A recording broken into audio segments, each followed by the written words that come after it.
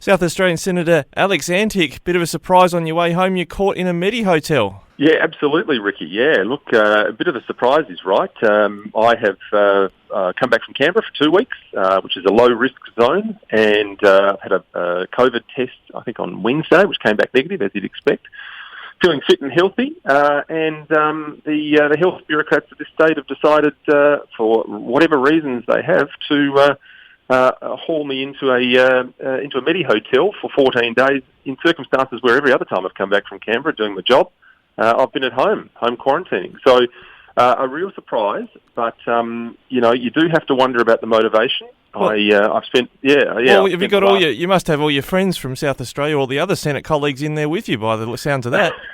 Well, look, I don't know. I think others are probably some might still even be in Canberra. I don't know where everybody is, but it's interesting in the sense that I've spent the last few months speaking vigorously about some of the things that are going on and the bureaucratic overreach in this state. And yesterday, when I was told about this by SA Health, something like, I think 15 minutes later, I got a call from a journalist. So that's a matter that needs real clarification and explanation and probably investigation. So this was SA Health, this was before that you were actually, I hesitate to use the term apprehended at the airport, but yeah, this is before anyone knew you were going to be taken to the Medi Hotel. You got a call from a journalist. Yeah, I did, which is a real surprise. I mean, I don't. I mean, who would know who tipped the journalist off? But obviously, if you join the dots on what's going on here, you can see that in a 24-hour period, we had SA Health shut down state parliament, effectively, the sovereign body of this state, and then organise for me to be put into a Medi hotel for 14 days. It just sort of doesn't really stack up in any other light other than this is a message. This is a message to those that want to speak out. That instance you've described about tipping off the journalist reminds me, I would expect the Labor Senate colleagues will be happy to support you here because they pursued with vigour the alleged tip-off from Michaelia Cash about raids on union officers, apparently telling the media before the police even knew about it. Yeah, well, look, I don't know. I don't know who did it. I don't know why, but the information that was contained in the journalist's text really was inside information. So it's very interesting to note. Yeah, so at the moment you're not aware of any other South Australian federal politician in there in quarantine with you? I'm not aware of anyone else, no. Yep, and to clarify, what is your... I don't know if Look, there's been speculation in the media, you can refuse to answer the question if you like, but about what is your vaccination status? Yeah, look, I do, and I take the view, and I've been very consistent about this the whole way through.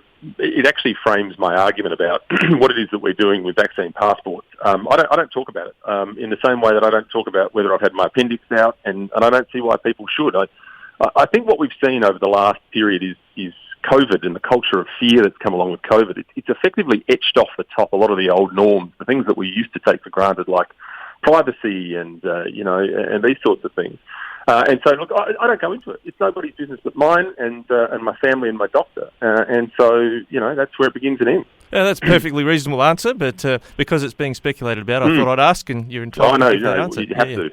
That's the job. Well, yeah, I know there's some people get a bit antsy about whether it's actually legal to ask that kind of question. I really don't know, to be honest. You're a former lawyer yourself. Yeah. What's your view on it?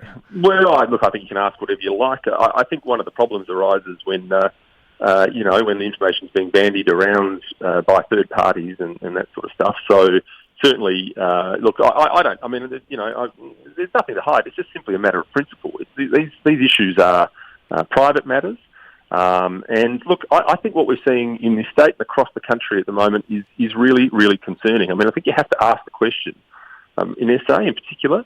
Does SA Health now run the state?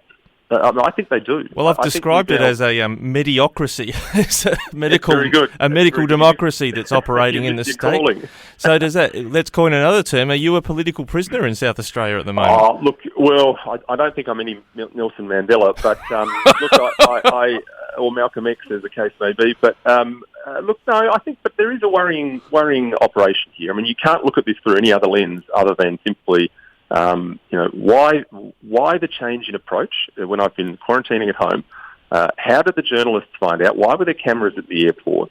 And what is the purpose of this in circumstances where I pose absolutely no risk, and certainly no more risk than anybody else who's coming in? I mean, regardless of the vaccination status, whatever it may be, we've got people that are vaccinated that are bringing COVID into the state. We know that. That's how it got here. So the issue of whether somebody is vaccinated or not is a non-issue. You still transmit the disease regardless. And, it's very worrying. I'm very worried about where we're headed, and I'm very worried about the bureaucratic overreach. And look, the reality is here, in many instances, if the health bureaucracy can get to me, they can get to anyone. Well, Senator Antic, thank you very much for talking to us from Medi Hotel. We've all got to move on, but much appreciate you taking the call. Thanks, Ricky. I appreciate it.